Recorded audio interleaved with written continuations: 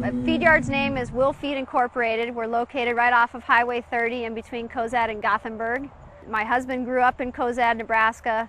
His grandfather moved there in the 1950s. We've been in the alfalfa manufacturing business since that time, and we went into the feed yard business in the early 1970s. I grew up in West Palm Beach, Florida, attended Dartmouth College in New Hampshire, and I met my husband at Dartmouth. After our years at Dartmouth, he decided he was ready to move back to Nebraska, and I'd always wanted to live in the country, so I volunteered to come along with him. I was a consumer for many years before I was a producer. I grew up a city kid. I kind of knew where my food came from, but I was a consumer. I didn't understand animal agriculture. And so I tend to have a different mind frame when I look at things. All the decisions that I make in the feed yard really are based on the end product, the beef that we're harvesting and feeding my family, all the families in Nebraska, the families in the United States, the families all across the world with. And so I think that has pushed me toward embracing beef quality assurance. We feed cattle grain and forage. We feed wet distillers grains, which is a byproduct coming out of ethanol plants. It comes from corn. We also feed rolled corn. We feed ground up alfalfa. We feed ground up corn stalks.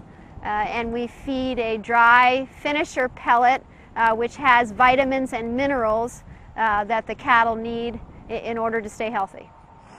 We feed all of our animals twice a day at the feed yard. We read bunks, so we look at bunks in the morning at 7 o'clock. The feed trucks are running by 8. Everybody's had breakfast by 10:30.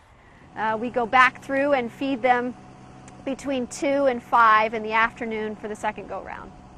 We've had several really bad blizzards in this area, and we get out to the feed yard and we feed the cattle and we worry about our families later. We take a tremendous personal responsibility in caring for the animals that we have, and many times we're placing them above ourselves and our families in order to fulfill that responsibility.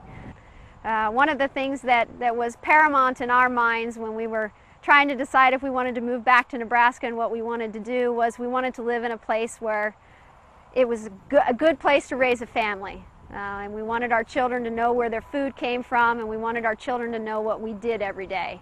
And I think we're getting that done. They know what their parents do for a living, they understand it, they know where their food is coming from, and one of the things that I'd really like for my kids to grow up with is the personal responsibility that I talked about earlier.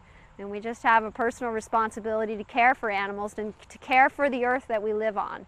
And I think that we're showing our kids every day what that means, and to both Matt and I, that's been very important.